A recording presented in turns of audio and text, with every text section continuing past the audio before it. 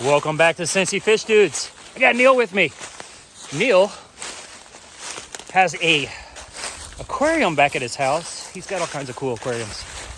And he's making one for like native and local species. Yeah, that's the plan. Get some local species and put it in there. So we're gonna do a little micro fishing today. With some cheese, bread, and anything we can find around here. See what kind of fish we can pull out of this dried up tiny little creek. And then Neil will tell you all about his fish tank. And then we'll check back in about a month to see which fish lived and which ones died. So let's see what we can catch on this episode of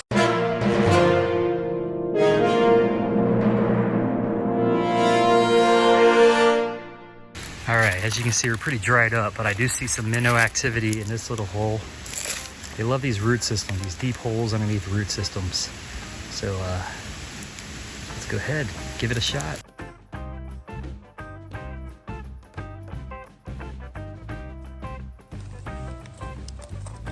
Neil starts off. What you got over there, Neil? It's a little bass. What? Yes. Oh, wow. Is that a little smallie? I think it is. This will be kind of cool to put in there. So if these fish are too small for our hook and line, I threw a minnow trap in there about an hour ago with some cat food, dog food, bread and stuff. This creek is a offshoot, a tributary of the Little Miami River. Which is no surprise to you because we're always in tributaries of the Little Miami River. So it's gonna be cool to have species from here.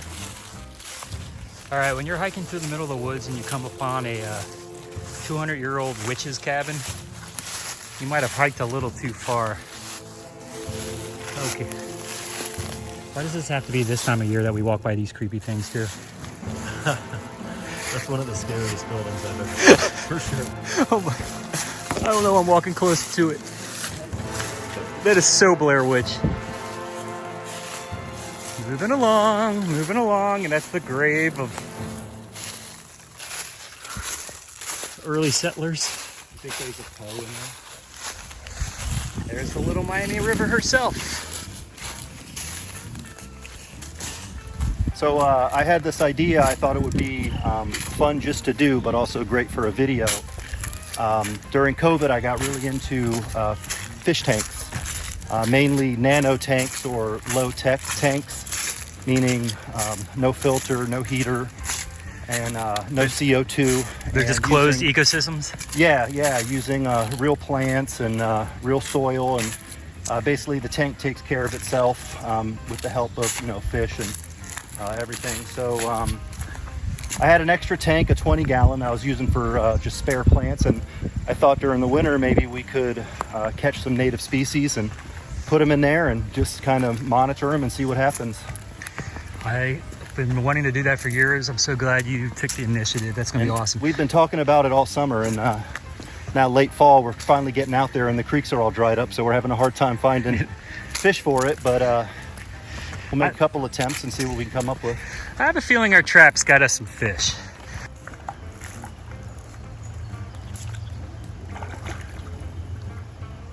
Hear that owl? Yeah. Oh, there's a million in there. Oh my God. Oh, you got a chub too. Oh my. Well, Neil, you got the pick of the pot. Yeah. All right. Oh my God, there's a million of them. That's hilarious. This trap is awesome. Yeah. You want the chub? Yes. You want the smaller? Oh, yes. Darter? You got a tiny bluegill. You want to get in there? You pull them out and just hand pick the good ones first, and then we'll see what we got. The big chub we'll put back because I don't think that will survive very well. Definitely a little sunfish.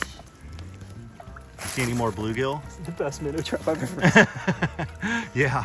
That metal one I have, terrible. We can definitely use this when we there are so many. need live Did we bait get next every time. fish in this hole? If you stick around closer to the end of this video, I'll go over each of these species and what they are. that a chub right there or a largemouth? You want a big chub? Giggity. Yeah, put one in there. Yeah, it's a chub. How many do you think we caught? Like 300? This is ridiculous.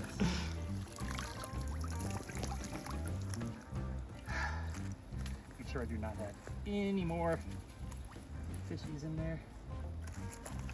All right, well, I'd cool? say that was a successful mission. Isn't that cool?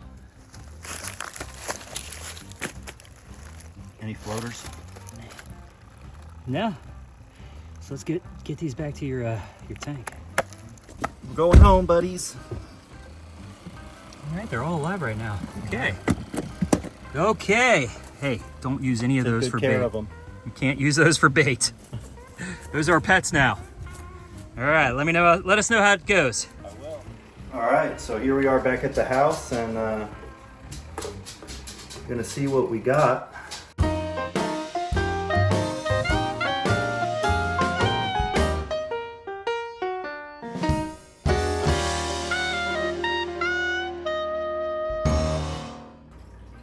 Oh no, they're just going insane. They're already tearing everything up. Oh, that guy's way too big to be in there. Let's get him out. I think these creek chubs need to come out.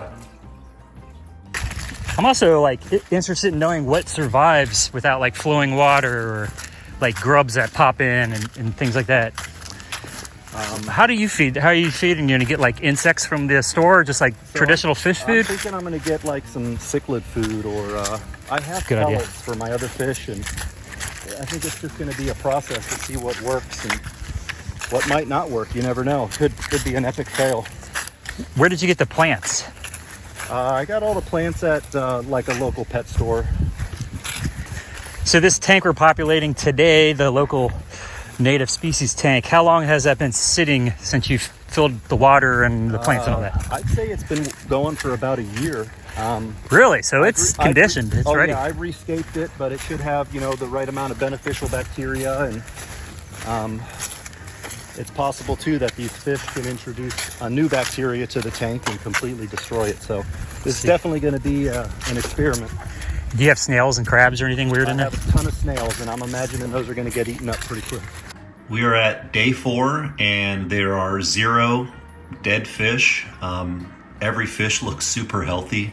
I'm throwing just what I had for my tropical fish food in there, and they go crazy for it.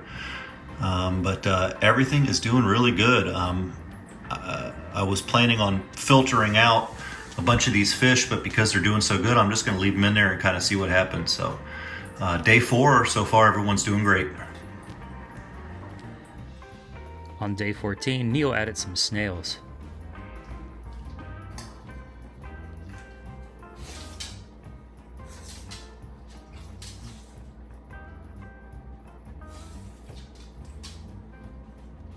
I got these freeze-dried bloodworms. It's bluegill.